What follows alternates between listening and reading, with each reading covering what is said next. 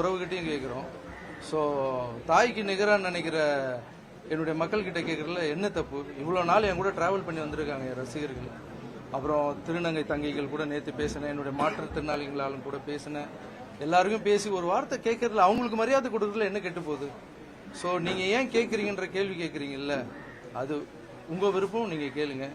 நான் இனிமே எதனா செய்யறதுன்னா மக்கள்கிட்ட கேட்டு தான் செய்வேன். அதுக்குன்னு சின்ன சின்ன விஷயம்லாம் இல்லை, ஏதோ ஒரு பெரிய முடிவு எடுக்கணும்னா மக்கள்கிட்ட கேட்பேன். இது ஏன் ஸ்டைல் இல்லை. ஆல்ரெடி நீங்கள் அரசியலில் இருக்கிறதா தான் நாங்கள் புரிஞ்சுக்கணும். இந்த ஒரு மாதம் தாவேக அரசு நீங்கள் எப்படி பார்க்குறீங்க, எப்படி மதிப்பிடுறீங்க, அவங்களோட செயல்பாடுகள் எப்படி இருக்கு? புரியல சார். தமிழக வெற்றி கழக அரசு, விஜய் தலைமையிலான அரசு ஒரு மாதம் கடந்து இருக்கு, முடிச்சிருக்காங்க. அவங்களுடைய செயல்பாடுகள் எப்படி இருக்குன்னு பார்க்குறீங்க, எப்படி மதிப்பிடுறீங்க? இந்த ஒரு மாசமா நான் பார்த்துட்டு தான் சார் இருக்கேன். இந்த அரசு வந்து என்ன பண்றாங்க, அவங்களுடைய செயல்பாடுகள் எப்படி இருக்குன்னு தான் உங்களுடைய கேள்வி. என்னை பொறுத்த வரைக்கும் ரொம்ப நல்லா இருக்கு, சூப்பராகவே இருக்குன்னு சொல்லலாம். அதுக்கு முக்கியமான காரணம் என்னன்னா, ஒரு விஷயம் என்ன ரொம்ப இம்ப்ரெஸ் பண்ணுச்சு. கோவில் முன்னாடி இருக்கிற மதுக்கடையை மூடுறதுன்னு, ஸ்கூல் பசங்க ஸ்கூலுக்கு முன்னாடி மதுக்கடையை மூடுறதுன்னு எனக்கு ரொம்ப பிடிச்சிருந்தது.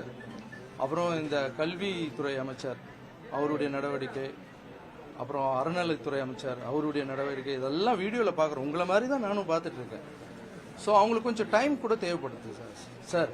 இப்போ நம்ம ஒரு புதிய ஏரியாவில் போய் நம்ம ஒரு வாடகை வீட்டுக்கு போகிறோம்னு வச்சிங்களேன், அந்த வாடகை வீட்டுக்கு போனவொடனே வீடு பார்க்கும்போது நல்லா இருக்கும் சார். ஓனர் கீ கொடுப்பாரு, வீட்டுக்குள்ளே போனால் தான் எங்கே பைப்பு சரியில்லை, எங்கே ஃபேன் சுற்றலை, எந்த இடத்துல வந்து பெயிண்ட் அடிச்சு கொட்டுது, உள்ளே போன பெருசா சார் தெரியும் நம்மளுக்கு. ஸோ அந்த மாதிரி ஒரு வீட்டுக்கு போகிறதுக்கே அப்படி இருக்கு. ரோட்டில் இருக்கிற தெருநாய் கூட நம்மளை பார்த்தா கத்தும், யார் இது புது ஆள் வந்திருக்காங்க அப்படின்னு.